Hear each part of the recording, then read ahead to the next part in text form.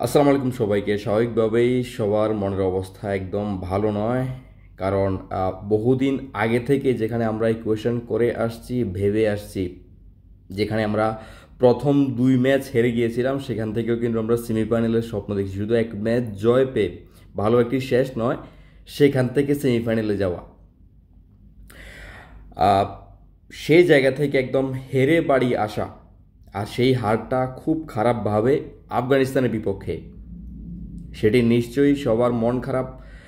আর প্রচণ্ড রকমের সমালোচনা, গালিগালাজ, অনেক কিছুই হচ্ছে, যেগুলো নেগেটিভিটি সোশ্যাল মিডিয়াতে বলা যায়।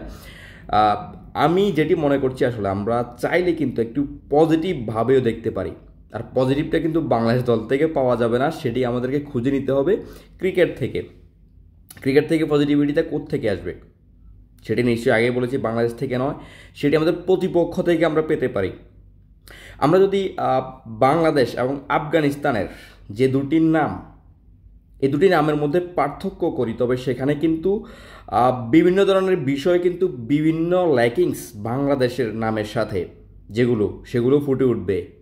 একদম ইকোনমিক্যাল, পলিটিক্যাল, সব দিক দিয়ে আসবে।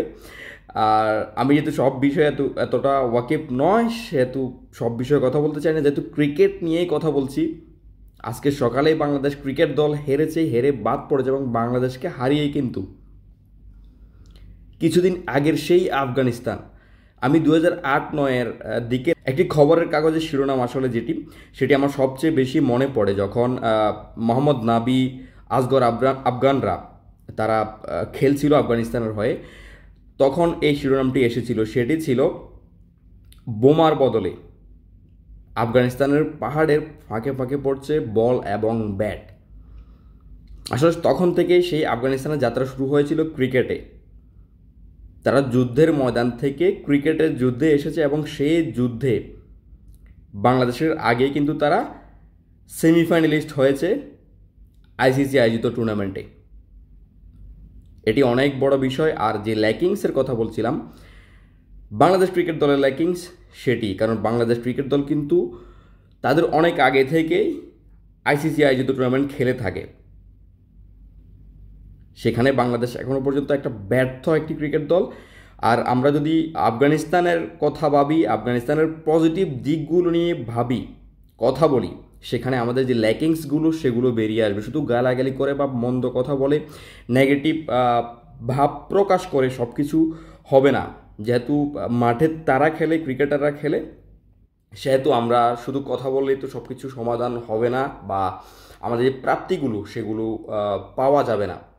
তাই বলছিলাম আসলে ল্যাকিংসগুলোর কথা।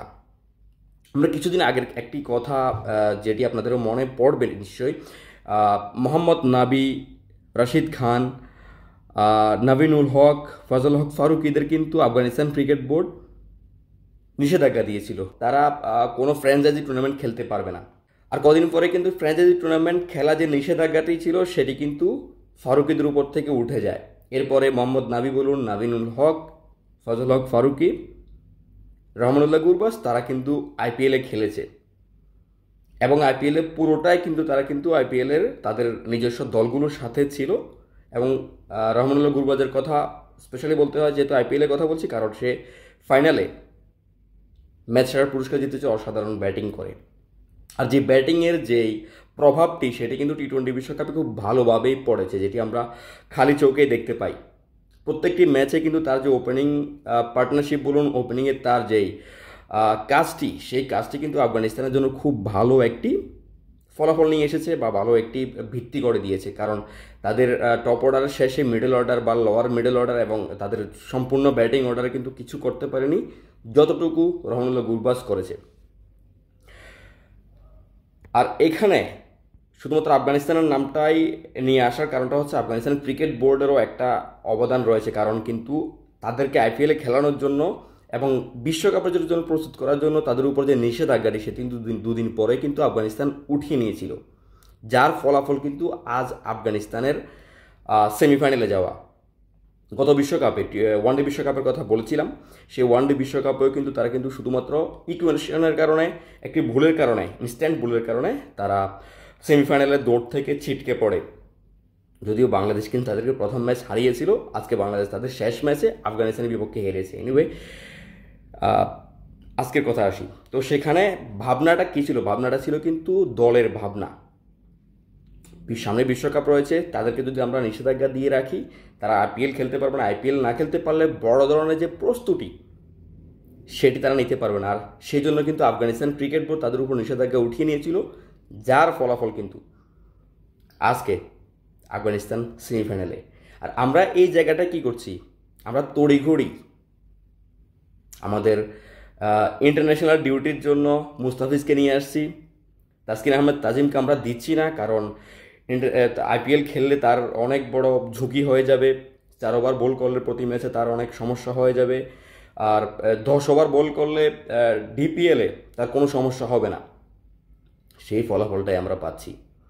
সেখানে শুরুতে বলছিলাম দুটি নাম, আফগানিস্তান এবং বাংলাদেশ যদি পাশাপাশি রাখা হয়, বাংলাদেশের যে ভুলগুলো প্রত্যেকটি সেক্টরে, সেখানে কিন্তু ভালোভাবে কিন্তু সব কিছু ধরা পড়ে। বাংলাদেশ ক্রিকেট দল বলুন, বাংলাদেশ ক্রিকেট বোর্ড বলুন, যাদের 1000 কোটি টাকার সম্পত্তি বা ফিক্সড ডিপোজিট রয়েছে, তাদের কিন্তু একটি হোম গ্রাউন্ড না থাকা আফগানিস্তানের মতো ক্রিকেট বোর্ডের কাছ থেকে অনেক কিছু শেখার আছে। আর ক্রিকেটাররা যা কিছু শেখার আছে সেটি তো টিভির পর্দায় স্পষ্ট। সে যাই হোক, ভবিষ্যতে আর কি আছে, বা বাংলাদেশ ক্রিকেট দল আর কি দেখাবে, কেমন প্রস্তুতি বাংলাদেশ ক্রিকেট দল নেবে, কেমন প্রস্তুতি বিসিবি নেবে অবকাঠামো উন্নয়নের মাধ্যমে, সেটি পরবর্তীতে দেখা যাবে। আর সে পর্যন্ত নিশ্চয়ই সবাইকে ভালো থাকতে হবে। সবাই ভালো থাকবেন। আসসালামু আলাইকুম।